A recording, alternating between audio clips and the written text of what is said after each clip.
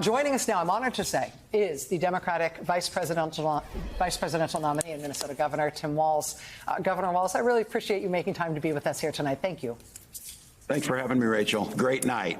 A great night. You were at a watch party in Arizona. You think it was a great night. Tell us how you assess your running mate's performance this evening. Yeah, I'm out here in Mesa, and folks across the country got to see a president for all Americans. You saw Kamala Harris conduct herself with dignity. She laid out a clear vision forward, one that's an opportunity economy we keep talking about, ability to own a home, making sure prescription drugs are not too expensive, and tackling the real problems and doing it all with grace and dignity. And then on the other side, look, I don't know how others describe it. You saw a nearly 80-year-old angry narcissist continue to veer off into things that in any other setting might actually be funny, but they're dangerous in this setting. They're dangerous because this guy anywhere near the White House is simply unacceptable. But I think the good news is a lot of Americans are going to see this clip. These things are going to go around. They're going to talk to their neighbors, and they're going to see what Vice President Harris is bringing to them. She talks about them. He talks about himself. She talks about real issues. He goes on tangents that are hard to follow. So I have to tell you, I'm excited about this. It's what we all knew. I'm glad more people are engaging, and we've got an opportunity. All of this, doing it with joy.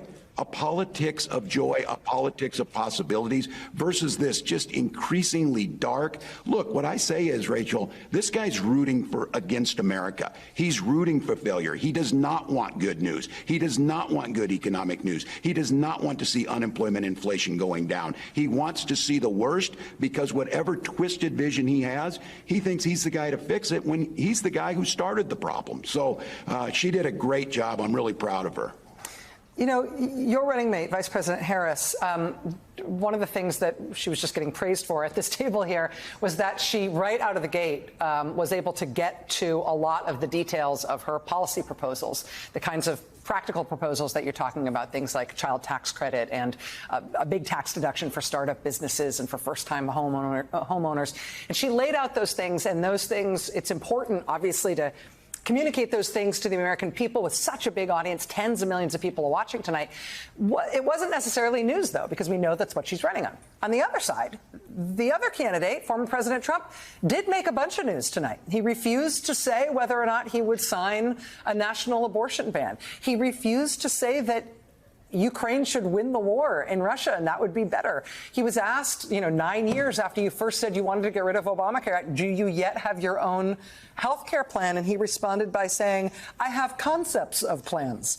I mean, all of this was, among other things, it was new information in terms of Donald Trump's plans. I wonder if that changes anything for you in terms of thinking about how to campaign against him and his running mate. Americans should know. We know what a non-answer is when he's talking about this. Of course he would not sign a ban against that because he wants it. He's the one who ruined Roe. He brags about it all the time. Of course he's not going to do anything with Ukraine because he wants Putin, his buddy, to be in there, and he wants to undermine our alliances that have kept peace in the world. These non-answers are as clear as anything. He can't answer them. And again, when you ask him for a plan, 9 years on health care, we know what he's going to do. He's going to destroy the ACA, get rid of pre-existing condition protections. He's going to attack Social Security and Medicare. And the one thing I say, Rachel, is he is clear about he will give tax cuts to the wealthy because that's the one thing he actually followed through with. So he has no plan. When I travel, and we all see this, when I was at the D-Day memorial, it was clear that other countries deeply concerned with Donald Trump coming back, deeply concerned that his inability to do anything other than a transactional shakedown of our historical allies, as we sat on the beaches of Normandy, where Americans died, protecting Europe, but protecting us. That's the thing. You give in on Ukraine, it empowers China, it empowers Putin, it empowers dictators. But again, one example. He was asked for one world leader who was with him, and it's Orban. My God, that's all you need to know.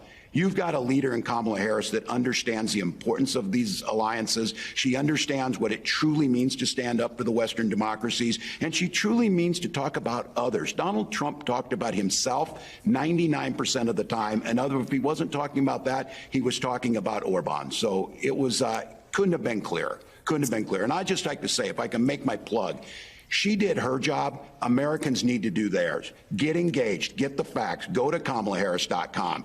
Go down and do some door knocking. Talk to your neighbor. Talk to your relatives. It was clear tonight that there is only one person on that stage that should be president of the United States, and that was Kamala Harris.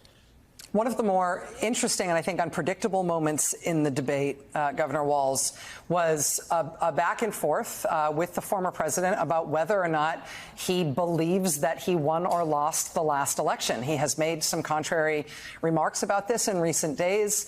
He tried to claim, I think not very credibly, and was called out by one of the moderators, tried to claim that those recent comments were meant sarcastically, as if he had been joking. It really didn't seem at the moment like he was. The reason this isn't just about 2020, it's not just about 4 years ago, it's about now, is because presumably his attitude toward American elections carries through from the last one to this next one. And I have to ask if you and your campaign and Vice President Harris are fully expecting that even if you wipe the floor with him, even if you win by a lot in November, that he is going to enlist the entire Republican Party, both nationally and in every state that he can, in trying to claim falsely that he won. Yeah, that's who this guy is. And let's be very clear. This is a threat to the democracy. It is the most treasonous thing you can do to undermine what was fair and free election. He's never had anybody support anything other than a pillow guy support his insane rhetoric around this. But look, this is dangerous. 140 police officers were hurt and some were killed. This has caused issues across this country. The campaign, we're ready for this. We know it's going to be a tough race. We know that he's not going to probably concede. That's why I say once again to Americans, get out there, get engaged, make sure that we're doing everything necessary. And I'm going to give a huge thank you to those election workers, folks like my mom, who's been a poll watcher for years, folks that are on the Republican, Democrats, independents, who do the hard work of democracy for no money. They're being put at risk by the recklessness of Donald Trump because he can't, at nearly 80 years old, do something that my fourth graders, when I taught them, did. When you lose a game, you go shake hands and you congratulate the other person and you move on. We're in this together. This guy cares nothing about the democracy. He cares nothing about the American people. He cares about himself and himself only. So again, I appreciate the moderators calling him out on this, re-questioning him on it, making it clear that he's not lost. But look, this guy is a threat. This is going to be a close election. We know it comes down to the battleground states. So for all the listeners out there, we need you.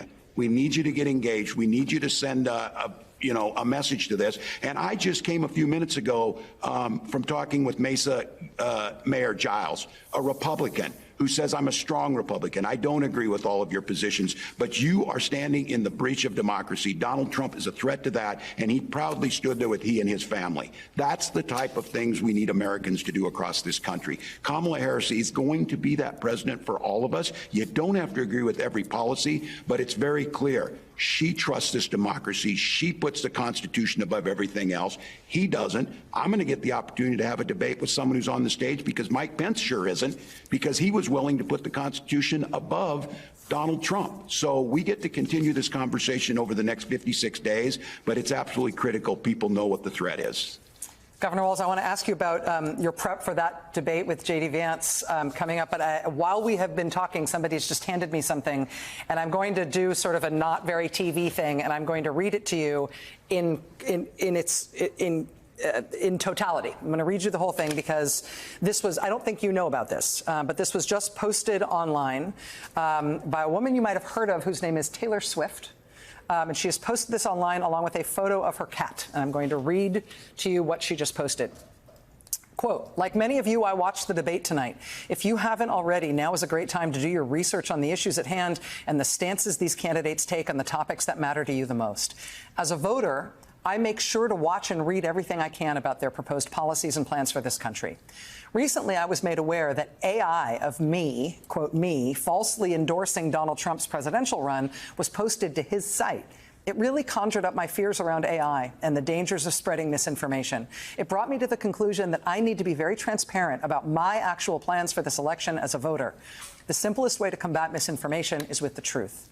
Then she says, quote, I will be casting my vote for Kamala Harris and Tim Walz in the 2024 presidential election. I'm voting for Kamala Harris because she fights for the rights and causes, I believe, need a warrior to champion them. I think she is a steady-handed, gifted leader, and I believe we can accomplish so much more in this country if we're led by calm and not chaos.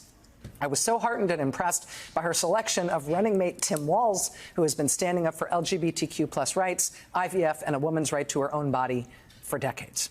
I've done my research, and I've made my choice. Your research is all yours to do, and the choice is yours to make. I also want to say, especially to first-time voters, remember that in order to vote, you have to be registered.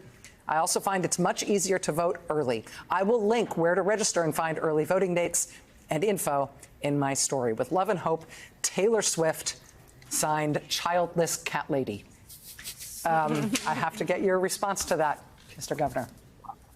All those things, I am incredibly grateful, first of all, to Taylor Swift. I say that also as a cat owner, a fellow cat owner. Look, Swifties, you heard it. We know that it's there. That was eloquent, and it was clear.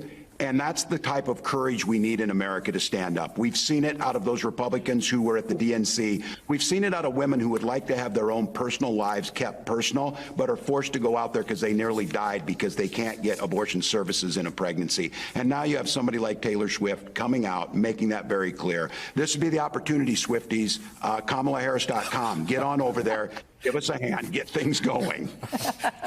Governor Walz, you do have your own debate with J.D. Vance that is coming up and coming up quickly. Have you started prepping for that yet, or do you have thoughts already about how you're going to approach that? Yeah, I need to. Look, he's Yale law guy. I'm public school teacher, so we know where he's at on that. Sure, I think it's a good opportunity to contrast where we're at. You'll hear me talk like I have about things that impact Americans, making sure they have the opportunity to thrive, making sure that we're being factual in how we talk about that. And so I'm looking forward to it. I'll work hard. That's what I do. I fully expect that Senator Vance, as a United States Senator, a Yale law guy, he'll come well prepared. But I think what you saw tonight is the American public is on the side of truth. The American public is on the side of things that impact their lives in a positive way. And I'll continue to put that out and continue to lift up this incredible vision that Kamala Harris brought out tonight, this incredible just change in our politics to be joyful, hopeful, and look, she did what it is. We can be joyful, but don't mistake her kindness for weakness, because she called that out, and I said, I did enough lunchroom supervision. You put bullies in their place, and she put a bully in his place all night, and right before our eyes, Donald Trump got angrier and smaller and more irrelevant. We need to keep pressure on for 56 days and win this thing. We don't know yet what the voters will think of tonight's debate. We don't even know yet how many people have tuned in and watched it. The immediate reaction from the political observers who I serve with here at MSNBC was that your running mate, Vice President Harris, essentially wiped the floor with Donald Trump tonight. Joy Reid said the word that she chose was destroyed. Chris Hayes and Lawrence O'Donnell had an interesting colloquy between them as to whether or not this might have been the best televised presidential debate performance ever, not just against Donald Trump, but in any presidential debate. And so, again, we don't know how viewers at large will view it, but I think at least here, our tiny, weird focus group thinks that she did very well. Given that, it doesn't necessarily lend itself toward an obvious next choice.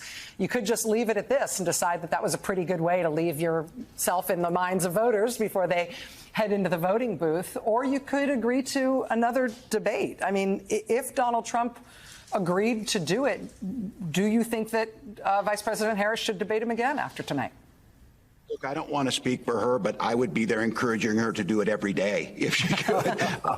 We know there's going to be nothing new. It's the same old tired agenda that he brings every time, and she's bringing this new hopefulness, this ability to be able to articulate what Americans are asking for. The agenda that he brings up, no one's asking for that. He can, in his mind, 99% of people, or whatever that is, it's him and whoever else is in his head. Those are the people that are thinking that way. So, look, she'll make that decision. We agreed to these two debates. We will carry them out. We'll see where it goes. But again, I would just encourage Americans, don't believe this thing's over by any stretch. This thing is going to be a margin of error race. We know that it'll be close. We know that there will be attempts to try and discourage people from voting. But Taylor Swift's right. Get registered early, get engaged, and, voting's the entry point. Maybe make a few phone calls, do a door knock. If you can, contribute. Those are the things that help us take this message to every corner of the country. Democratic vice presidential nominee, Minnesota Governor Tim Walz. Sir, I know a lot of pressure on your schedule tonight. Thank you so much for spending some of it here with us. Thanks, Rachel. All right. Good luck, sir.